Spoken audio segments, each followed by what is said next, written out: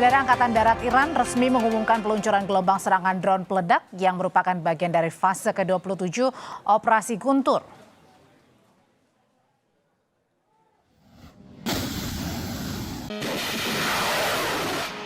Serangan udara masif menargetkan pangkalan udara Ahmad Al-Jaber di Kuwait yang menjadi markas strategis militer Amerika Serikat. Melalui pernyataan resminya, militer Iran klaim drone mereka berhasil menghancurkan 3 titik vital, yakni di tempat perlindungan jet tempur, pusat sistem komunikasi satelit, dan gudang penyimpanan peralatan militer utama milik Amerika Serikat. Pemerintah Kuwait melalui staf umum Angkatan Bersenjata mengonfirmasi sistem pertahanan udara mereka sempat aktif untuk mencegah proyektil di langit nasional.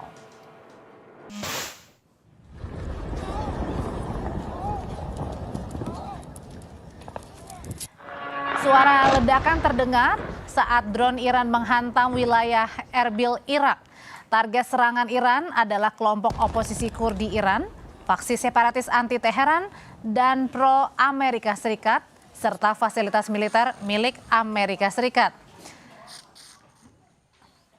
Serangan drone Iran di Erbil, Irak terjadi di tengah peningkatan serangan balasan atas serangan Amerika Serikat ke Iran.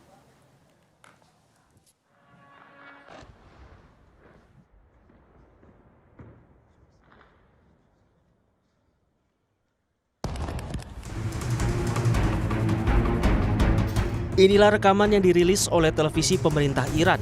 Puing-puing bangunan berserakan dan dinding rumah hancur lebur. Lokasi yang terkena bom milik Amerika Serikat ini adalah permukiman warga sipil. Serangan Amerika Serikat yang menyasar target sipil di Iran bukanlah yang pertama. Amerika Serikat juga diduga menyasar sekolah dasar putri di Iran pada akhir Februari lalu dan menewaskan sekitar 170 orang. Ya, militer Amerika Serikat resmi meluncurkan gelombang serangan besar-besaran langsung ke wilayah kedaulatan Iran. Presiden Amerika Serikat Donald Trump menegaskan bahwa Iran telah menyerang pasukan Amerika Serikat dan sekarang giliran Amerika untuk melancarkan serangan ke Iran. Dengan serangan ini, Trump berharap kesepakatan bisa segera tercapai. We're going to be hitting them very hard because it's our turn to hit them. They know it's coming. They're asking us not to do it, but they tried shooting it last night. So we had 5 rockets shot going 8,500 miles an hour, and all 5 rockets were knocked down to the ground. But they nevertheless took a shot, so it's our turn. And we'll see if we get there with an agreement at some point, but we're going to hit them very hard. Tak tinggal diam, Iran pun langsung membalas dengan meluncurkan gelombang serangan drone peledak yang merupakan bagian dari fase ke-27 Operasi Saekeh atau Operasi Guntur. Serangan udara masif ini menargetkan pangkalan udara Ahmad Al-Jaber di Kuwait yang menjadi markas strategis militer Amerika Serikat. Juru bicara Kementerian Luar Negeri Iran, Esmail Baghaei, menegaskan Iran akan membalas setiap serangan dan tengah fokus pada pertahanan dan bukan membahas poin-poin kesepakatan damai.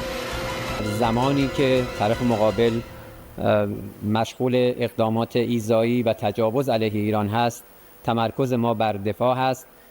این مواردی که گفته شده بله میانجی ها ممکن هست پیام هایی را از طرف آمریکایی به ما منتقل بکنن در مورد تحولات جاری در منطقه، ولی در حال حاضر ما هیچ مذاکره‌ای با طرف آمریکایی نداریم.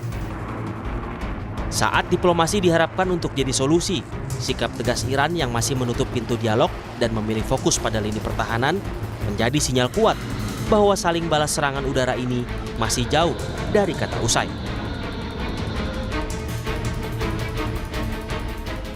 Saudara, saling balas serangan AS dan Iran kian memicu pada kekhawatiran akan pecahnya perang terbuka di Timur Tengah. Lebih lengkapnya kita bahas bersama Wibawanto Nugroho Widodo, pakar geopolitik dan keamanan nasional, sekaligus Ketua Bidang Kebijakan Luar Negeri DPP IKA Lemhanas RI. Mas Wibawanto, selamat sore. Selamat sore, Mbak.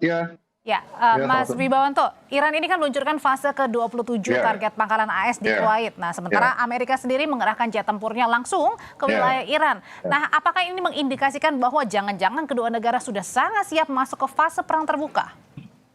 Ya, jadi gini, langsung aja ya. Jadi sekarang itu masuk dalam fase kedua dari yang namanya tuh kampanye militer yang mengintegrasikan seluruh instrumen kekuatan nasional Amerika baik militer, informasi, intelijen, ekonomi, ya, dan juga diplomasi, cyber, ya, dengan yang namanya instrumen kekuatan nasional dari negara koalisi, ya, Gulf Country Council dan juga tentunya Israel di sini.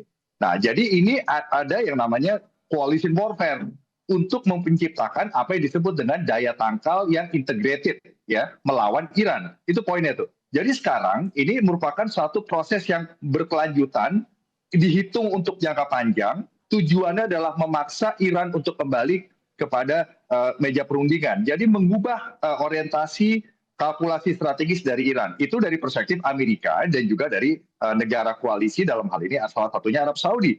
Tetapi dari perspektif Iran, ini juga Iran tidak sedang berusaha memenangkan perang konvensional, Mbak, ya. Jadi Iran itu tetap menekankan apa yang disebut dengan regional strategic endurance dengan melibatkan proksi-proksi juga, ya. Di mana di sini Iran juga memaksa adanya biaya politik, ekonomi dan militer kepada Amerika dan kepada koalisi, ya, sehingga nanti yang paling kuat untuk bertahan itu yang akan mempengaruhi arsitektur baru di dalam regional security complex Timur Tengah, dan itu juga yang akan menentukan apa hasil dari konflik yang berkepanjangan selama ini. Jadi yang kita bisa ambil itu ada paling tidak poin pertama itu adalah ini bukan lagi tentang perang, ya, tapi ini kampanye strategis jangka panjang. Jadi kita jangan terkecoh hanya melihat tembakan-tembakan rudal, drone, atau serangan balasan, ya.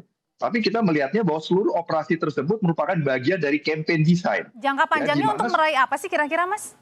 Ya, mengubah orientasi geopolitik Iran supaya Iran mau kembali lagi bernegosiasi, ya. Dan setiap upaya diplomasi itu akan disertai juga dengan yang namanya tekanan militer yang bukan hanya saja dilakukan oleh Amerika, tetapi sudah dilakukan oleh bersama-sama dengan negara-negara koalisi, dalam hal ini negara Arab Sunni, Gulf Country Council, gitu. Dan bersama Israel tentunya. Oke, tapi Mas Wibawa, ini kan kalau dari Amerika menginginkan untuk balik lagi ke meja perundingan. Satu sisi juga serangan-serangan ini membuat Iran juga nampaknya jauh dari kata mau balik ke meja perundingan. Apakah Iran saat ini memang merasa mungkin saja mereka sedang di atas angin atau justru sedang bersiap-siap menghadapi serangan yang lebih masif lagi bisa jadi? Bukan, jadi kalau dari perspektif Amerika dan perspektif Iran itu kalau digabungkan, ini Iran ini tidak mungkin menyerah karena ongkos dari menyerah ini lebih mahal daripada melawan. Itu prinsipnya, Mbak. Nah, melawannya ini akan melahirkan yang namanya cost politik, cost ekonomi, cost militer, dan juga stabilitas energi, keamanan jalur choke points di Hormuz, Bab el Mandab, dan stabilitas kawasan regional yang sebenarnya ini menjadi concern Amerika dan negara koalisi juga. Sehingga siapa yang paling kuat bertahan itu yang menang gitu. Nah, jadi center of gravity-nya sekarang itu bergeser, Mbak. Bukan hanya siapa yang memenangkan konflik hari ini, besok, atau minggu depan gitu. Tetapi ini siapa yang bertahan secara ekonomi, tahan dalam hal keberlanjutan logistik, tahan untuk jalur energinya, tahan untuk mempertahankan koalisi internasional. Sekuat apa Amerika juga bisa mempertahankan koalisinya itu. Karena nampaknya bukan short term tapi long term ya, Mas, ya? Iya, dan kenapa Amerika terus menekan, Mbak? Karena Amerika terus berusaha mengubah orientasi kalkulasi dari Iran untuk diajak lagi ke meja perundingan. Itu kan Presiden Trump mengatakan begitu kan. Dan sehingga kenapa Iran juga terus melawan? Nah, Iran terus melawan itu bahwa, ya tadi saya sudah bilangkan, bahwa mereka juga harus menjaga kredibilitas dari daya tangkalnya. Itu poinnya. Jadi ini bukan lagi integrated deterrence, bukan menciptakan daya tahan, tapi udah integrated pressure secara berkelanjutan. Tekanan dengan menggabungkan seluruh kekuatan national of power, semua negara-negara yang terlibat untuk memaksa Iran. Tapi yang menang nanti, Mbak, kalau yang menang itu nanti akan mempengaruhi arsitektur keamanan di order di Timur Tengah. Ini penting ini, dan nanti Saudi Arabia terbukti sekarang nih bukan hanya sebagai aktor yang mempertahankan diri, tetapi sebagai kontributor di dalam collective security arrangement. Nah, ini Iran ini seperti itu. Kalau gitu, Mas Wibawa, sebenarnya seberapa kuat sih Iran sampai dengan sekarang ini, ataukah memang benar-benar Iran jangan-jangan sudah mempersiapkan lama nih persenjataannya untuk bisa menghadapi dalam jangka panjang gempuran Amerika? Atau jangan-jangan memang ada orang-orang yang atau pihak-pihak yang terus mensuplai Iran supaya tidak tadi ya dikatakan tidak kalah gitu, tidak mundur? Ya, jadi kan Amerika dan koalisi itu targetnya adalah mencapai sasaran yang kumulatif. Jadi mereka berusaha mendegrade militernya Iran mendegrade kemampuan non-militernya Iran, termasuk juga daya juang, mental, dan juga kemampuan ekonomi, sementara Iran juga sudah menyiapkan perang seperti ini.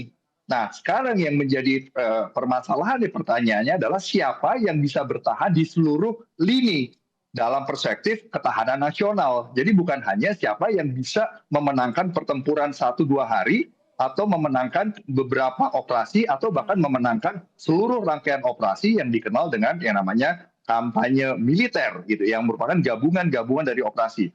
Nah, makanya ini di sini siapa yang kuat secara ketahanan nasional secara overall dan yang kuat secara intelijen itu yang nanti akan menang, Mbak. Karena yang menguasai intelijen ini bukan hanya untuk mengumpulkan informasi, tapi keunggulan intelijen ini memberikan keuntungan untuk pengambilan keputusan dengan cepat dan tepat, gitu. Karena itu poinnya. baik Amerika maupun Iran ini saling bertahan dan tidak mau untuk mundur ya atau kalah begitu ya. Karena ini pertarungan sengit bagi keduanya. Terima kasih Mas Wibawanto Nugroho Widodo, pakar geopolitik dan keamanan nasional sekaligus Ketua Bidang Kebijakan Luar Negeri DPP IKA Lemhanas Republik Indonesia. Bersama kami saudari Kompas Petang, belum usai pra-peradilan ketiga, Rosyuryo pastikan sudah mendaftarkan permohonan pra-peradilan jilid 4 di Pengadilan Negeri Jakarta Selatan. Apa yang kemudian diajukan dalam permohonan pra-peradilan jilid 4? Usai jeda tetap bersama kami.